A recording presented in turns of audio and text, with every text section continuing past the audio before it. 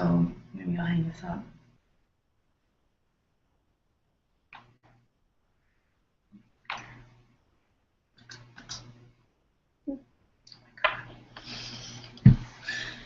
Okay.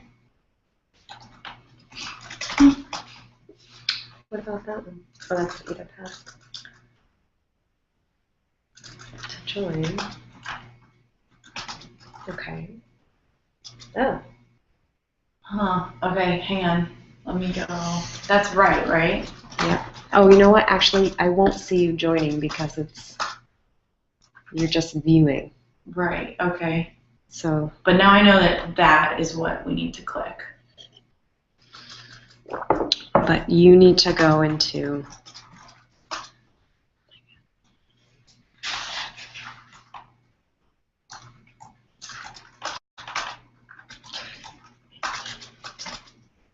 If you email me a presentation, because I don't know how to get you in here. Okay. Yeah.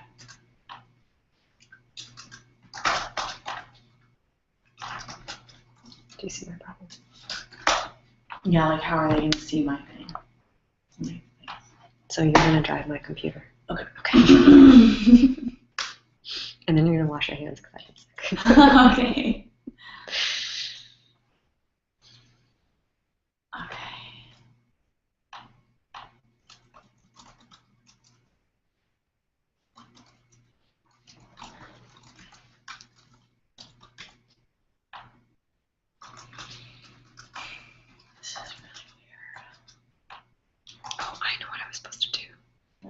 Supposed to invite you, I think. Maybe, hold on, let me try that.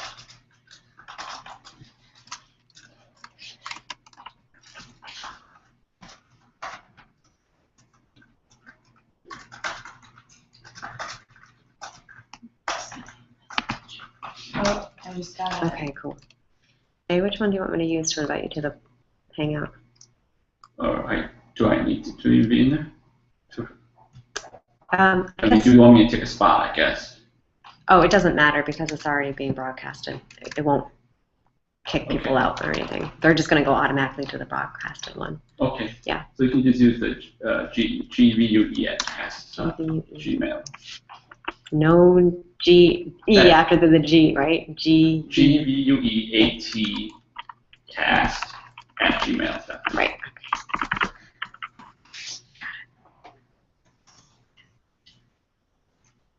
Okay. Let's try that. Okay.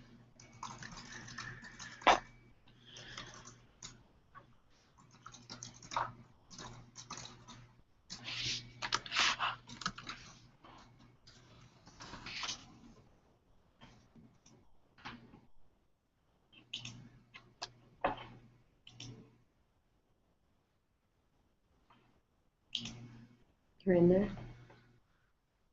Should be. I accepted your invite. Oh, hang on, video call from Melissa.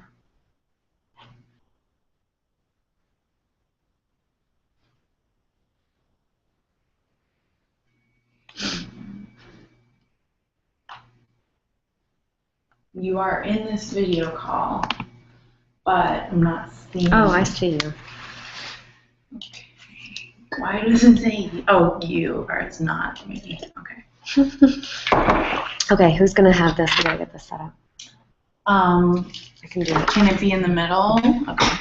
So I need you guys to mute your computers. Okay.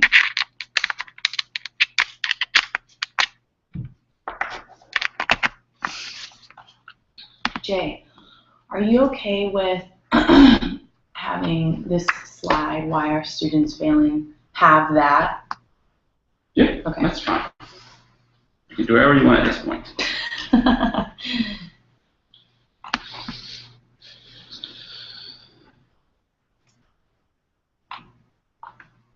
Okay, Jay, you're on there. This is the USB. Okay. Great. I just don't know if anyone can hear me. Because what do you? I don't know why I'm like this. You click on that.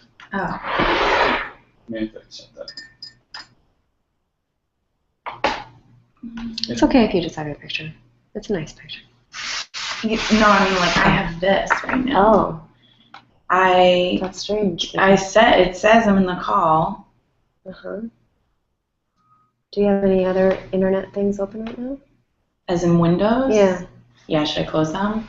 No, I'm just wondering if it's popped up on another place and this is your old one that you're trying to get into. Oh, I don't think so, but I might just close it.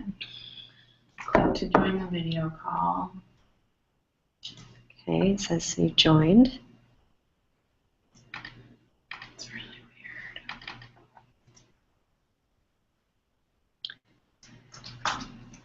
So I'd like to do a sound test. Okay, so I can't get in that way, but I was able to get in when I went through the official site. But then I'm like not presenting, right? Right. You can just sit on my computer if you want. If you want to email it to me. Okay, You yeah. can do the Etherpad from your computer. All right, yeah, I just sent it to you. Oh, you did? Deck. Okay. But it's like so annoying that I have. Oh, let me try this. Hang on. Pause. AirPod.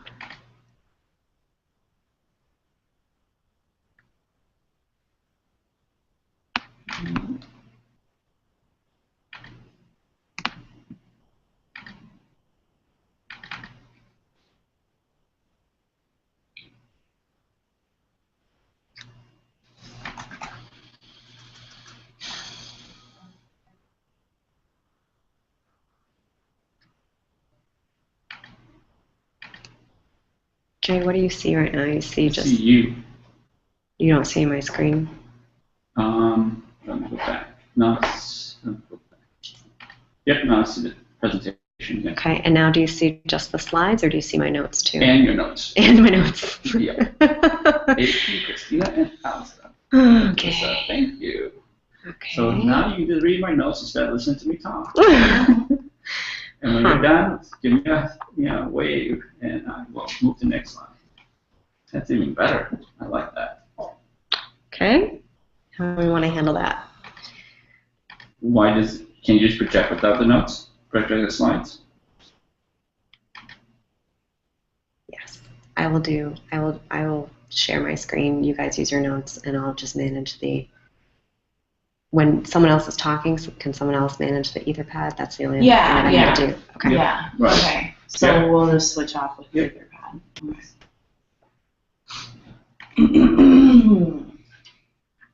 Do you know how to get to the Etherpad? Nope. Let me send you. Oh, Edward's here.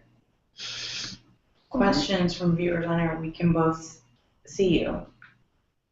Can the viewers hear me? Can you hear anyone? I'll turn my. We don't. Yeah, we don't want that. But yeah, it seems like it's. Yeah, it's projecting. I was Okay. testing that. So I'm going to project as well here, so you guys can see what slide I'm on. And we are now experts in technology.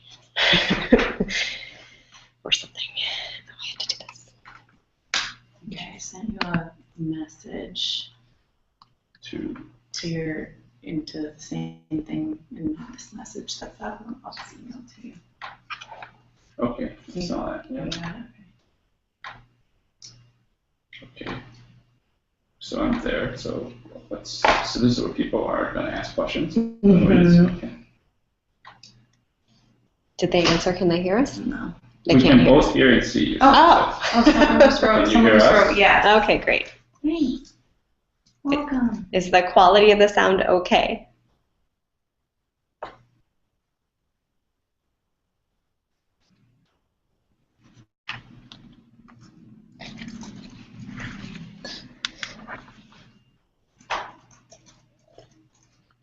Can you see my face, or is it just my slides that you can see? I still can't see anything. I see slide and notes still. Oh, really? Yeah. Well, definitely I'm on If you slideshow. move it. Or maybe I'm not seeing the right thing. Should I go to live? This is the indication that it's live. Mm-hmm. Okay. I'm assuming this means it's live, right? Yeah, that's what you're saying. Which is interesting because I'm projecting, presenter. Unless it's slow. There's a little bit of a delay, but let me see what I can do. I can minimize these. Yeah. Now you can't see it. You can see that you're there. Yeah. Maybe you're not in slide view, I think. No, that's what I was in. I can try it again. Oh. That's a slideshow. Nothing. No. Unless is there a slideshow feature of Google's? Did you upload the slides? Is that what it is? No, or are you you don't. projecting your screen? Yeah, I'm sharing my screen. Yeah. It's still showing what you had before. It is not showing that. Yeah, For some reason. That's okay. Okay, and what about if you do the thumbnail thing in the lower left corner so that it's just on one at a time? The slideshow? Yeah. Yeah, that's what I was in.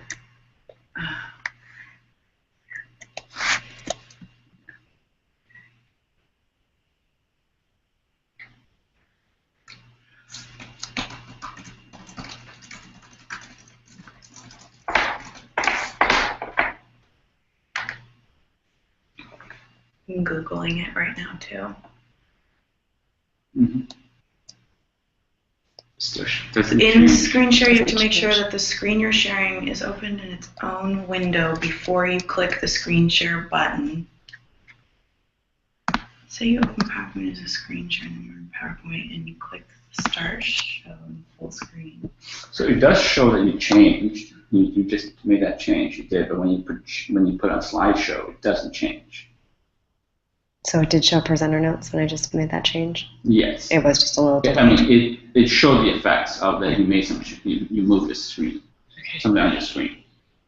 Hi, if you're listening, we're very sorry we're sitting through this. Let me just work out these challenges. Can you say that again about sharing? So, can you try stopping your screen share? Okay. Going into presenter view in Or slideshow. It's fine, right? And then share your screen though? Not I'm really. gonna have to get out of that, but- Right, yeah. Right. I mean, I can close this and open it again, but I don't know if that's going to make a difference. Okay.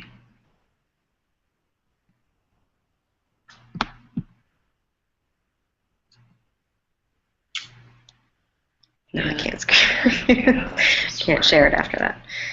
Can you do extended projection instead of? So you have, right on another. Right, so that you can have both both your screen and the projection screen. Yep. But which one will it capture though? We don't know that actually. It may not capture the extended screen though. Okay. So I take that back. You know what I mean? You won't know. Just grab that. So just do what you did before. It's fine. Could anyone please come into the kitchen? No. What's happening right now? I don't know. Fire drill. Oh. What you want to share is that, right? Yeah. Which it did before. Oh. So Yeah. this isn't. We'll just go with it. Just Okay. Yeah. Change view. Oh, okay. So, Edward, thank you. My last screen only shows the slide and the slide navigator on the left. Okay. Yeah, I know. We're having trouble. So, this is what I'm going to do. And I will minimize this as much as possible. Yeah, I know. Yeah. And I will That's make fine. this as. Yeah, How's this that? is what you're seeing. Yeah. Okay. We'll make do with it, I guess. Or the other thing I can do, if you guys want to get started, I can make it a PDF and then it will just show the slides. Either way. Let me just do that quickly. It starts at 2. Mm-hmm.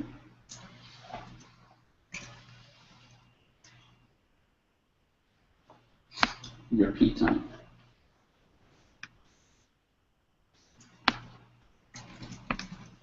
How does that look? Oh, I'm not seeing it yet. Did you share it? It's coming up to me on this.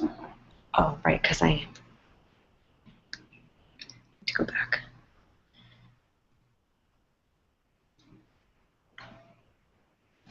Okay, yep. Any better? Okay. That's loading on the All board. right. Okay. Okay. So are you guys ready to get started? Yeah, Okay. Great. So today we thank you for joining our webinar. I know that some people are going to be coming on in the next few minutes, then we'll just make sure that they get oriented. So this is, we are sharing, it's a live broadcast from Google Hangouts, so that means that you can't chat inside the Google Hangout, but we've done an Etherpad for you, so we'll be watching that as we present today, and so you can post your questions there, any comments there, and hopefully as we go too, we can put in some links or anything that seems relevant at the time. We'll also add to it later too if we need to, so you can always go back and look at those things. So this is also being recorded, so if you need to jump at any time, know that it will be posted within the next day or so. So welcome. We're really excited to have people here today. So this is one of the webinars that we have in a series of webinars where we're showcasing a website we call UDL on Campus. And we created this website in an effort to highlight some resources that are geared to the TACT grantees, and then it really extended to anyone in higher education. But there's a lot of rich examples in here that we hope apply directly to the grantees themselves. So today we're really focusing on assessment, and our presenters today are Christina Bosch and Jay View, who co-wrote the resource. Sorry. Yeah. Yeah. It's got to look like, no, we didn't. Yes, we did. So we'll walk you through some of the different things on that page, but also talk about assessment and UDL in general. So thank you and welcome. Okay, so hi everyone. Just a quick introduction about CAST. CAST is an education research and development nonprofit that works to expand learning opportunities for all individuals through Universal Design for Learning, also known as UDL. So part of our work in that capacity has included being an open partner and producing the website udloncampus.cast.org. As you can see here, we believe that through the framework of Universal Design for Learning, you end up actually benefiting many users while providing what's essential to those in the margins. So this is a sort of roadmap slide for our discussion this afternoon. We are hoping to bring the message that assessment is an invaluable part of the instructional cycle and development of curriculum and curricular materials. And when you combine assessment with the UDL perspective, you can do three primary things. One is evaluate both the student and the curriculum, make insights and take actions based on multiple data points, and inform instruction and course redesign to ensure that both students and the curriculum are successful. So those are the three main takeaways from this webinar, and we're going to use these to structure the rest of our material. So this is Jay. So on my drive to work a few weeks ago, I heard this story on NPR about the toughest course, which is the human anatomy and physiology course. it's a foundational course in which the rest of the courses in that program is built upon. So if you want to be a nurse, you just got to pass this class. Yet only 50% of students nationwide fail on a regular basis. And according to Dean Karen Inkla of West Kentucky Community Technical College, whom NPR interviewed, she has had students retake the course 4, 5, 6, and even 7 times. So why are students failing? According to the story and likely conventional thinking in post-secondary education, it's because of the students. Ultimately, students are accountable for their own academic performance, or in this case, lack of performance. And if they can't pass this gateway course, then maybe they can either retake it, like many did, or change major because maybe they're not fit for this profession. And besides, as you will see in the next slides, the thing is, do you really want to be treated by a C- nurse? And of course, we all know that one single course can't fully assess the potential of any particular student, or whether that student can be or not be successful in that career. As evident by the 2 examples that I show you on that screen of Iran and the case of the Vietnam War. So moving on. Back one, I think. Yep. But because of the high demand for nurses in the healthcare and a very long waiting list for students who want to get into a nursing program, most post-secondary institutions don't have any incentive to do anything differently. But fortunately for West Kentucky Community College, they were the exception, and they did do something. And they also did something very interesting. So instead of focusing on what's wrong with their students who are failing and how they can fix them, make them better, and make them smarter, they actually focused on the other side of the equation, the curriculum. How can they redesign the course? So instead of, and this is what they did, they redesigned it by taking a 6-week, a semester course, long course, and offering it as a 6 weeks course. And in doing so, they allow their faculty with more opportunities to integrate learning strategy into their lectures, like teaching students how to read the text critically, and even time to have a deeper conversation around difficult concepts or topics in the course. At the same time, they also, in this redesign, they gave students the option, more than one option for completing the course. In this case, they could complete the course in 1 semester as they traditionally had in the past, or they could complete the course in multiple semesters, 6 weeks at a time. And just by that simple change, they saw a 70% increase in a 20% increase in students who passed the class compared to the national average. Go on. So we're going to get a little bit more explicit now of the role of assessment in instruction and course design, and try to weave in how it would relate to this story about the anatomy and physiology course. And just so that we're operationally all using the same term, we've included a definition of assessment here that we feel is a particularly good one.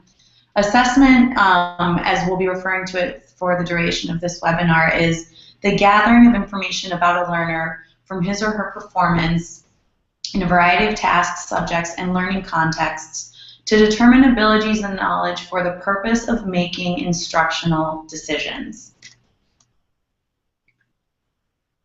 So linking that back to our 3 points about the uses of assessment, one of the primary uses of assessment from a UDL perspective is for evaluating both the student and the curriculum. We want to emphasize this because variability among students is the rule and not the exception. That has been the result consistently in research and studies on learning and learners. And when we consider that in the context of course design and curricular environments, barriers to learning arise in the interaction between a learner and their environment, not existing in the learners themselves. So, for example, many of us have seen examples of students that will not be thriving in a course, but in another course or on the athletic field or in some other context, they excel. And as Jane mentioned with the anatomy and physiology course in question, a one-shot picture of a learner is not an accurate description of them because learners will vary so much in different contexts. So a UDL curriculum anticipates that barriers are going to arise in interactions between learners and curricular materials or learning environments, and that these barriers will be different for different students. Because these kinds of interactions are a constant in the learning equation, and because barriers arise even in the most flexible curriculum, assessment must be designed to and used to better understand both sides of the equation, the learner and the curriculum.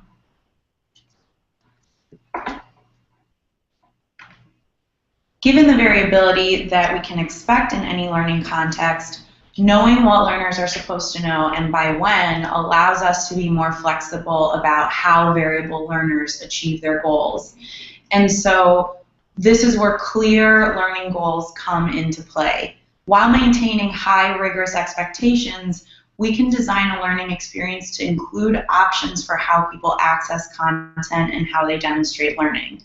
The assessments that connect to a clear learning goal support this kind of universally designed learning environment because they provide feedback on learners but also on the curriculum in relation to these central learning goals.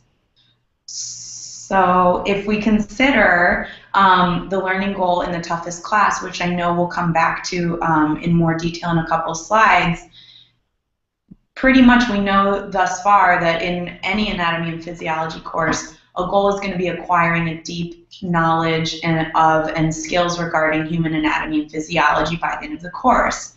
In this case that we mentioned at the beginning of the presentation, it seems like by prioritizing the deep understanding of anatomy and physiology in that goal and deciding to extend the amount of time students had to arrive at that deep understanding, the institution better met the goal. More students were passing the course.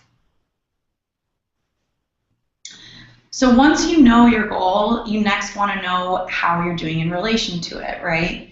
So assessments come in here. But remember, assessments provide feedback on students and also the environment, or more specifically, the curriculum. So if learners are variable and curriculum needs to be designed with that in mind, so do assessments. Remember that effective evaluation is flexible like an effective curriculum. In order for assessments to accurately assess, they need to be adjustable to meet the needs of learner variability in the pursuit of goals. So assessments should be designed with options for interacting with, perceiving, or accessing the assessment. There should be multiple opportunities for demonstrating skills and expressing knowledge, progressing towards mastery, essentially.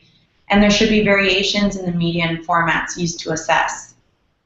Maybe not every assessment has 10 different options. Maybe give more assessments or different types of assessments more often instead. But by diversifying your assessments in this way, every learner in your class gets many chances to capitalize on their strengths. And that also means that your course is more likely to reach every learner. Furthermore, when learners can customize aspects of an assessment, the choices that they make often increase the relevance of that assessment to them, which can heighten engagement and further improve importance. You'll still always be assessing progress towards the same goal. Once you have flexible assessments aligned with clear goals, you gain a much better picture not only of how your students are doing, but also how your curriculum has been structured. Jay's going to take us now into a deeper discussion about the elements of a curriculum and also introduce our second big point about assessment, that it should allow you to make insights and take actions based on a comprehensive picture. Yeah, so just to reiterate and emphasize that it's really important to note that assessment is part of the whole curriculum. By that we mean the goals, the materials, the methods, and the assessment as well. And so that when you think of assessment and the components of the curriculum working in concert, that means when you design one, you need to make sure that you design the other in alignment as well. And in that respect, it'll allow you to gain more insights across different data points as I will walk you through. So going back to our earlier story, example about human anatomy and physiology. So based on that story, we are inferring that the learning goal might be something like this, to acquire knowledge and skills of human anatomy and physiology. And likely the reading materials in a printed textbook might be the primary source of material for that course. Instructional methods may be asking students to do all the readings, come to lecture, do the labs.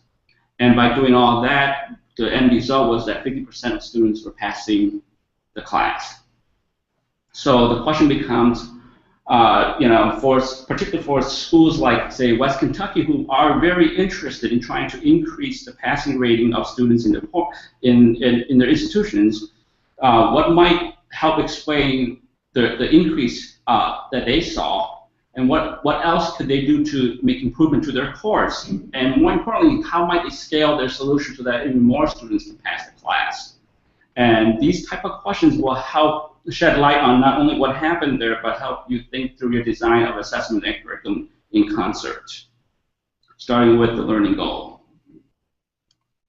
So So for example, if, as you may recall, if the learning goal is to acquire knowledge of skills of human anatomy and physiology, then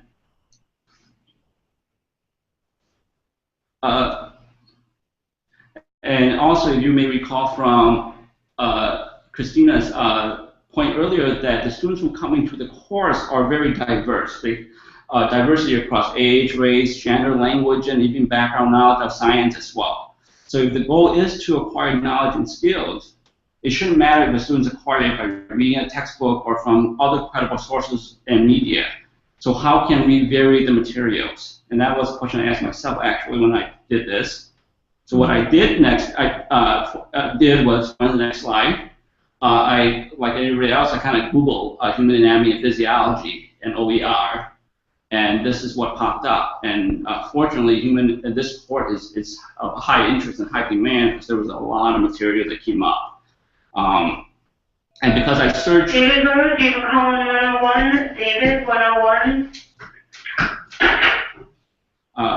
And I was putting on my instructor hat wanting open education resources that I could reuse, and I did include that in my search too.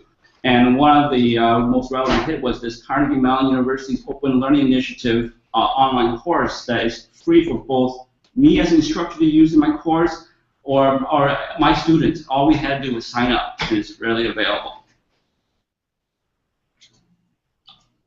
And then the second one that I saw that was really relevant was this Merlot had also a lot of resources on the same thing. And although there is a lot of text in the earlier course as I was perusing it, and there's also a lot of text in here, because it is accessible, you can choose to have it read aloud to you too. So for example, for students with English, for ELL students, the students with whom English is not their first language, this might be a huge benefit. And I can speak from my own personal experience too. As you can tell, I have a slight accent when speaking English, in part because I didn't start schooling until I was in first grade.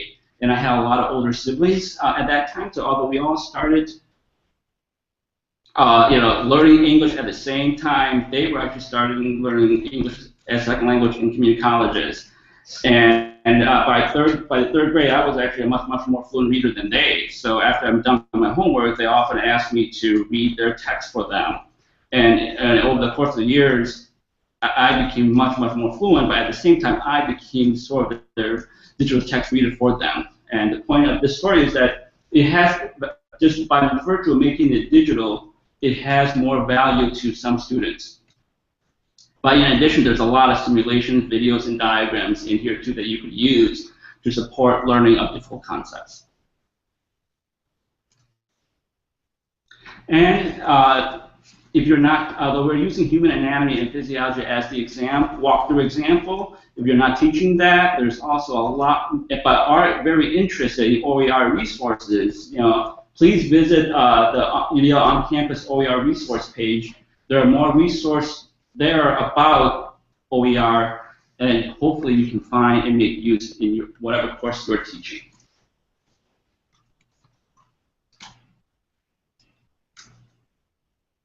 Okay, so if you recall back to the example, instead of just lectures and readings, you can also vary the ways in which you can support students to interact with materials. Go next slide. And here, as you know, and being part of this webinar, online learning is growing. It's growing really fast. On learning management systems like the OLI, Merlot, and Moodle that I just shared with you, that are freely available to commercial products like, Canvas, Blackboard, that some of your institutions may have adopted and make available to instructors as a resource. These technologies are maturing, and these resources can be used to provide different ways for your students to interact, to comprehend, to demonstrate their knowledge. For example, I highlighted a few things that you can do here, such as just simply allow these LMSs to have a feature to create multiple choice quizzes, but you can also think of them as multiple choice comprehension checks, where the focus is not on grading performance, but helping students comprehend key concepts. And in essence, you're scaffolding to learn critical terms and concepts in the materials by having them do this, because you're highlighting them for them, and you're giving them another opportunity to interact with it. Similarly, you can use discussion forums for them to practice reading strategies. So you may recall from the example, one of the benefits of stretching the course over a 6-week course over a semester is that it allows the instructor to be able to help students learn how to read this type of text. Because a lot of students may be away from school for a while, they may not remember how to summarize, how to synthesize, how to ask good questions that get at the key point and identify supporting evidence. And discussion forum will be a great opportunity for you to see how they practice a lot of this as well. And lastly, there are chat rooms that you can start online groups. Students can start online groups, support groups, study groups for each other. And I can tell you from personal experience, seeing my wife, who's a doctoral student, in her first class that she took, and her toughest class happened to be stats. And the study group that she formed to help her survive that course transformed into a dissertation writing group that still sticks with her today. So these difficult courses could be an opportunity for participants and students to form study groups that may stay with them for the duration of the program as well. And finally, we finally get to assessment.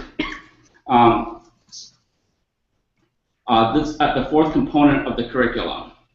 And the one big advantage of using educational technology like the learning management system is that you have access to a lot of the data about student interaction between the curriculum themselves that you couldn't before.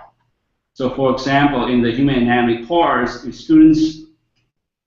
study skill is an issue, and a lot of students you may have observed, they tend to wait till the last minute to do the reading, and then therefore likely is the reason why they're not passing the class. In the traditional setting, outside of self-reporting or what you can discern, it's really difficult to know if that's true.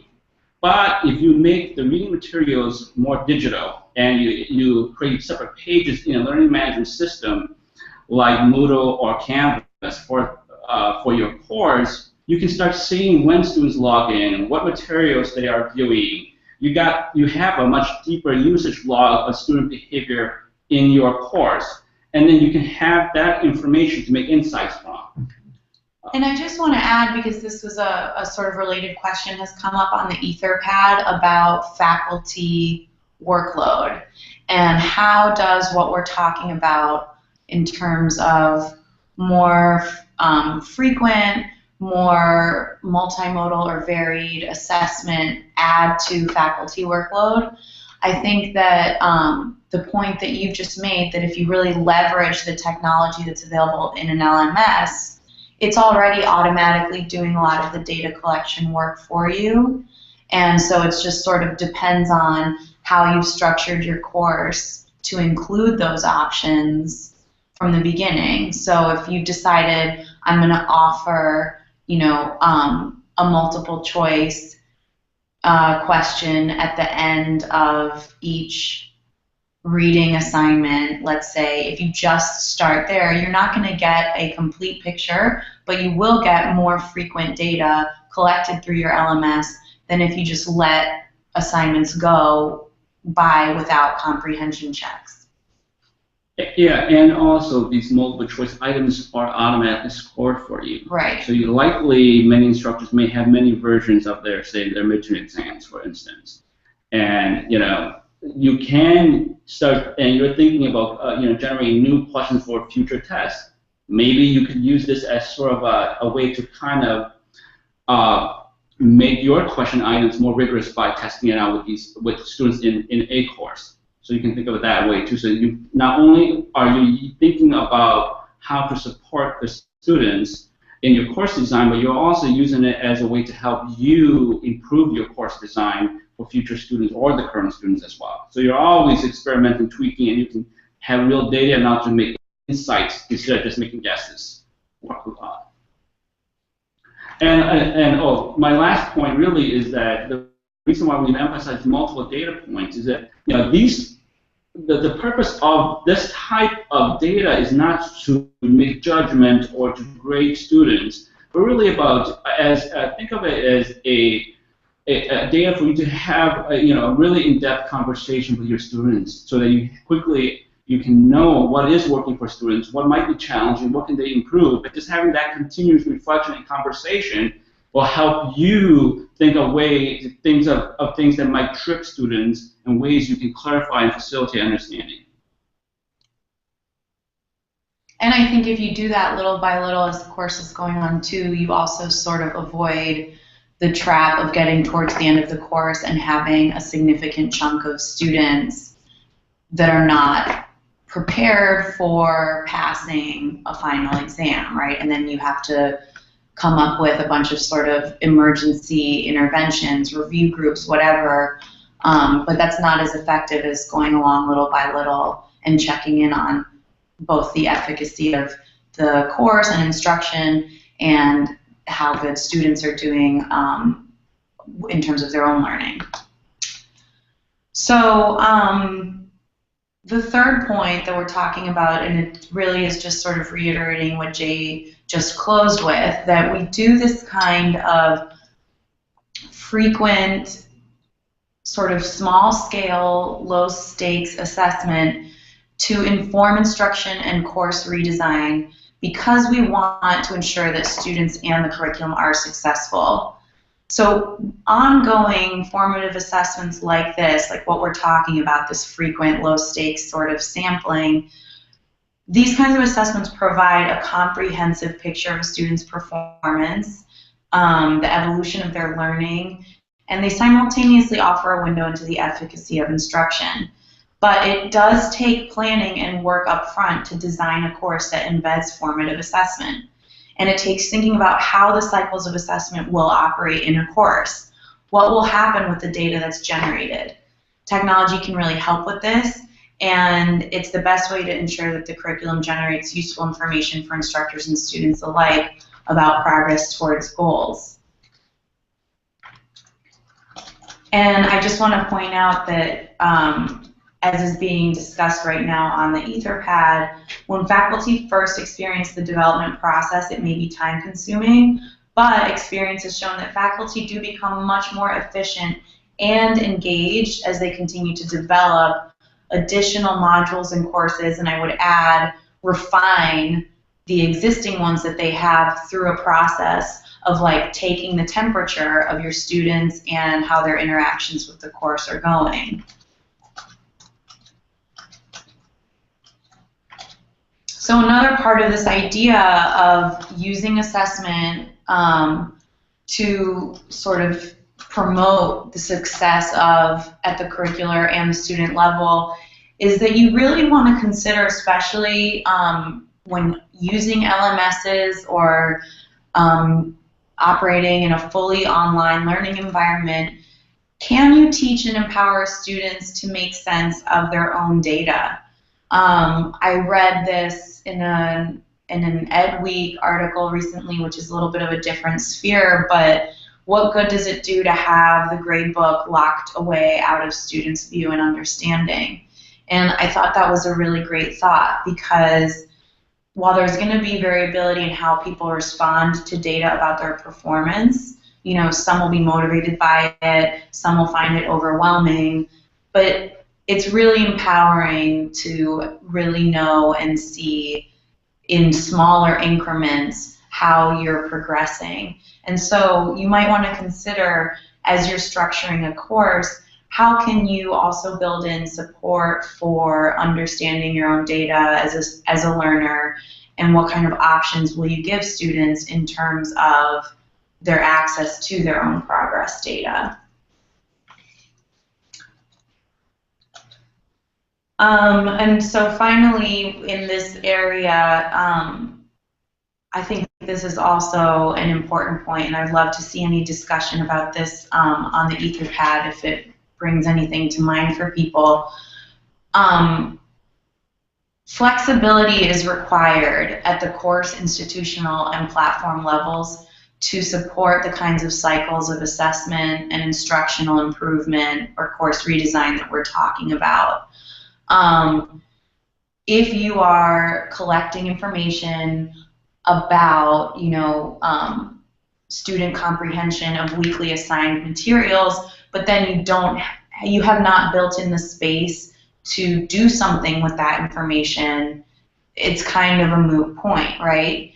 By the same token, though, institutions need to look at course design and course goals with valuing that same kind of learner-based flexibility. So in the example of the anatomy and physiology course at Kentucky, the institution there made a decision that what was more important was for students to acquire the deep knowledge of the course content, and they were going to be, and the institution decided that they were willing to extend the time frame of the course for students that wanted that option in order to achieve that goal. So there's a clear example there of institutional support for flexibility. Finally, I think at the platform level, and by that I'm explicitly really referring to LMSs and the software that we use to support learning and assessment, these platforms really need to be designed to support that kind of flexibility and varied assessment modalities that we're talking about. And there's definitely a lot of resources that are currently around today. You know, you can choose to have multiple choice, but you can also choose to allow students to upload videos or send each other, you know, messages over live chat. And the more that platforms build in options like that, the easier it's going to be to get real-time feedback on how students are doing with your course materials, and then use it for the next you know, approach or wave of instruction.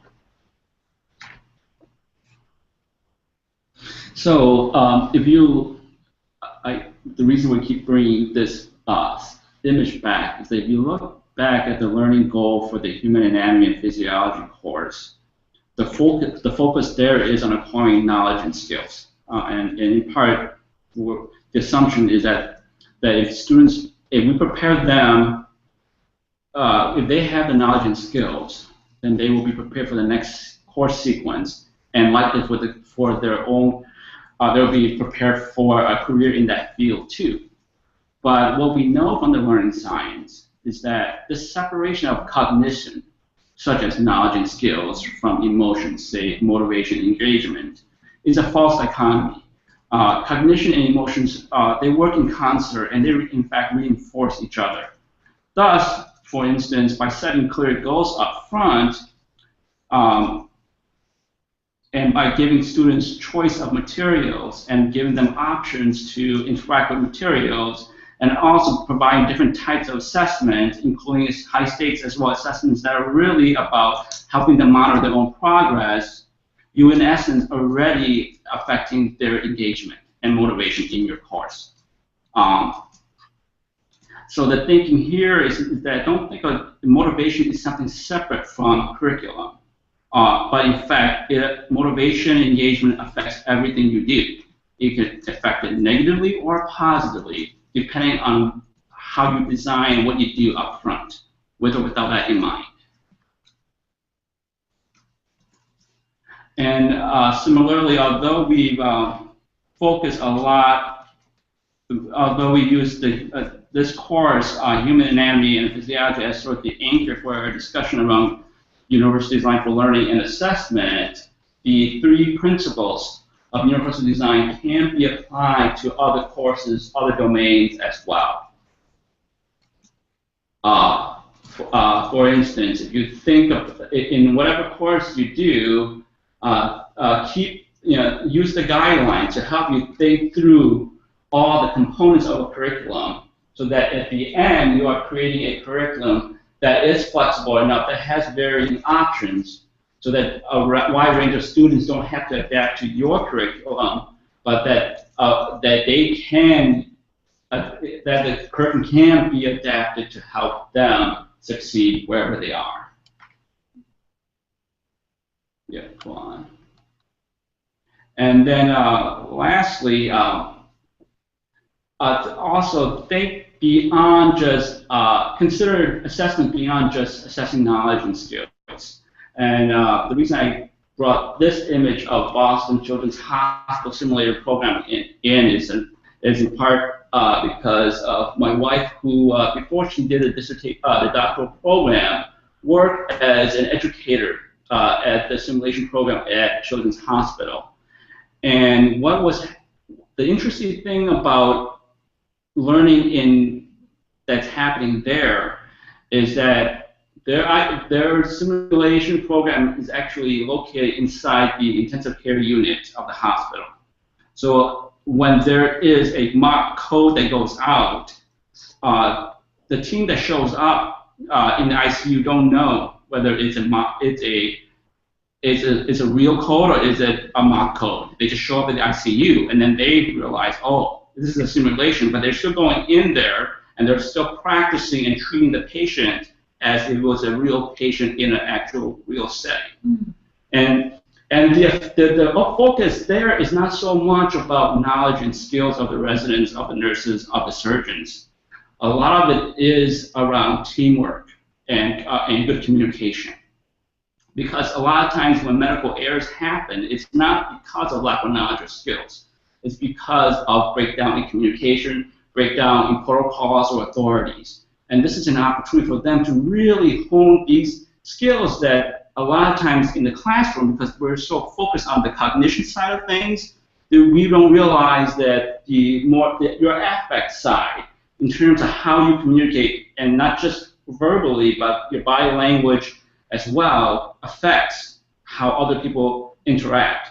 And most importantly, it's really about practicing making decisions under high stress on certain conditions.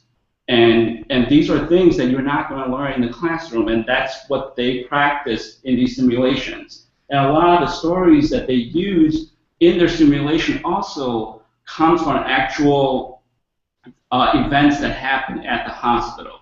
So typically, I think every other week or a month, a lot of across different departments, they have reflection times where a lot of the surgeons or doctors go in and talk about tricky situations that has come up in the past few weeks.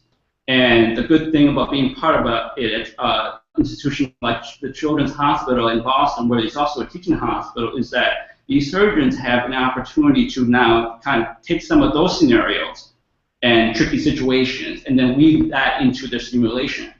And so they're practicing real problems that are happening in the hospital in the context in which it happened in, and becomes an invaluable learning opportunity for professional development.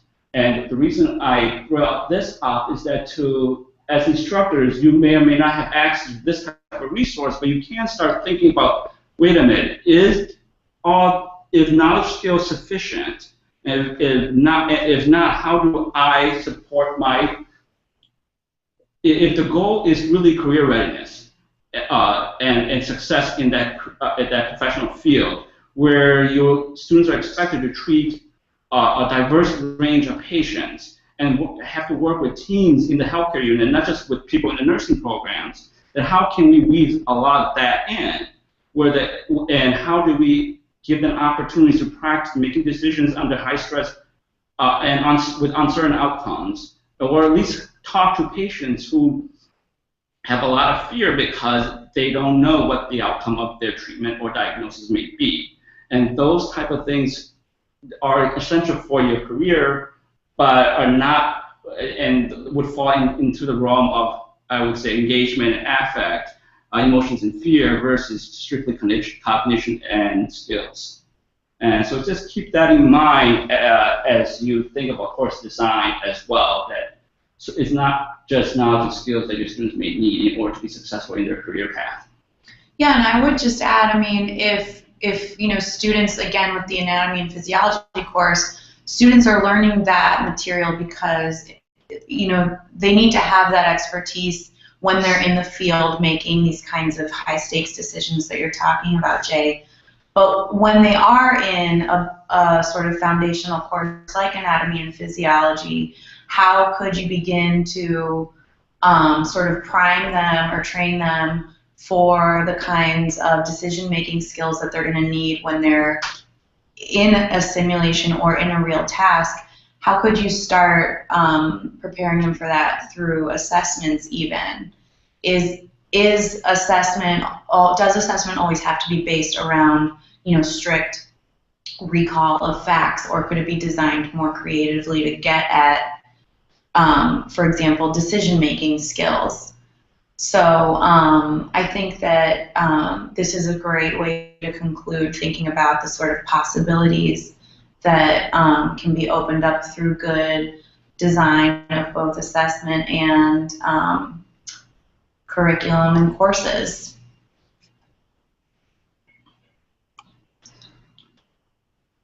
Any questions from the audience?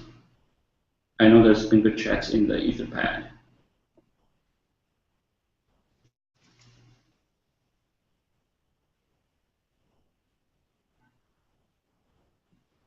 Nice, yeah, really nice discussion on here.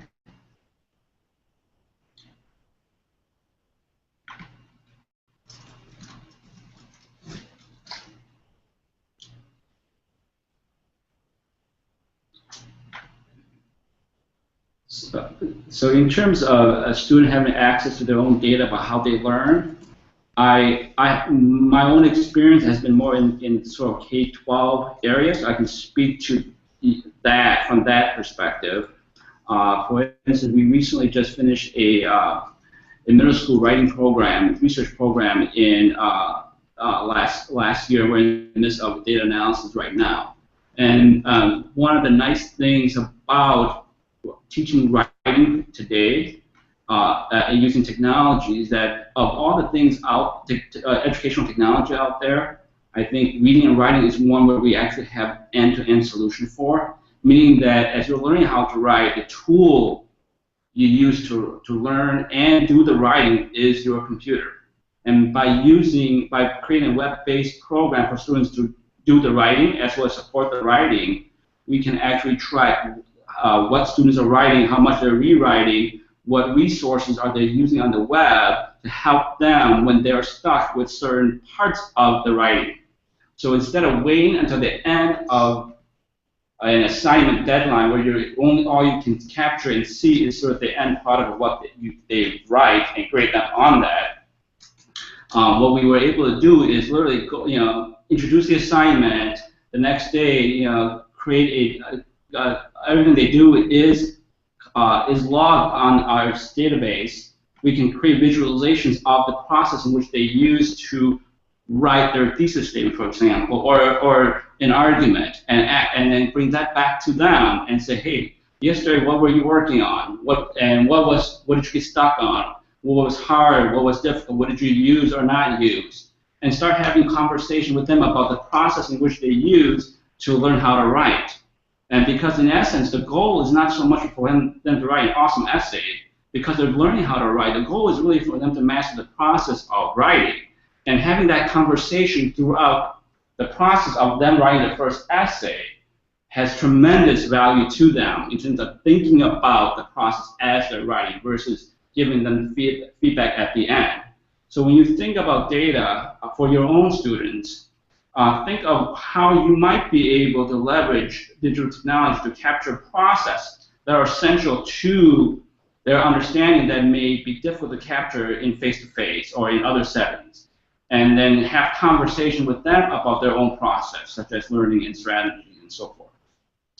And if I can just jump in there too, if you want to think about how you might structure a conversation with your students in terms of using the data collection and looking at their progress, you might want to take a peek at our Executive Functioning in Online Environments resource, which is on the same website, and that really talks about how there's a lot of challenges that students face in an online environment versus a face-to-face environment where it comes to navigating through a course with a lot more autonomy, because they have to log in, they have to participate. They're not getting that constant reminder from the face-to-face instructor. So if you want to think about reading that resource and think about how do you structure some executive functioning for your students and support their understanding of their data and progress, that's a good place to start. And even though that one's really about online learning, I think there's a lot there that you could take back to the classroom if you do face-to-face instruction too. Are there any more comments on the Etherpad, or No, are we ready to wrap up? Yeah, I think unless we get any last-minute questions right now, we're ready to wrap up. I would just remind people that the Etherpad has links to the assessment landing page on the UDL on campus site. It has a link to the story that we mentioned from National Public Radio about the Anatomy and Physiology course redesign. And we always welcome feedback and suggestions about the UDL on campus site. So I'll also just plop in the email here, udloncampus@cast.org, and please let us know what you think of the website and the resources. You can follow us at Twitter or on Twitter. I don't have that lingo down yet. And thank you so much for attending. And we're going to post this in the TACT for Open Space on Google+, once I get to trim it down and share it with you all. So I'll keep an eye out for that. But in the meantime, be in touch. Thanks. Thank you, Edward, for participating. Thank you, everyone.